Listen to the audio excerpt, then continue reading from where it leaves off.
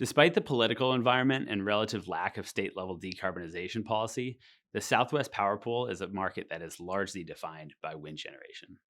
Home to some of the highest wind capacity factors in the country, SPP has seen explosive growth in this resource class over the last decade, with more than 30 gigawatts currently installed across its footprint. This resource has become an absolutely vital part of the SPP supply stack and is one of the key reasons as to why SPP states typically see some of the cheapest wholesale power prices in the country. With that said, SPP's adoption of wind generation has not come without its own set of challenges. For example, the variable nature of wind assets can cause significant uncertainty and price volatility within the real-time market, an issue that SPP is currently trying to tackle with the addition of a ramping and uncertainty product within their daily markets. On top of this, the volume and concentration of wind assets being added annually has put the existing transmission system to the test, resulting in higher market-wide congestion costs nearly every single year. This is really critical because these congestion costs can have really profound effects on the economics of generation assets by increasing the likelihood of curtailment and often resulting in significant downside to wind assets in the daily, real-time, and day-ahead markets. While these factors of congestion and volatility can certainly be a burden for many asset owners, they also offer their fair share of opportunity for asset owners of the future.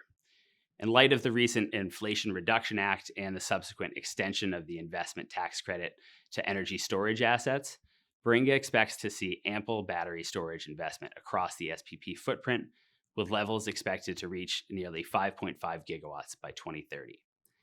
And this type of asset will be well suited within SPP because it will help to de-risk renewable investment while also helping to solve some of the short-term ramping capability issues that come with higher levels of renewable penetration.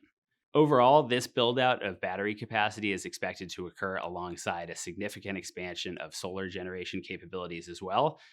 As of November of 2022, SPP currently has more than 42 gigawatts of solar capacity within its interconnection queue, and our projections foresee as much as 15 gigawatts online by 2030.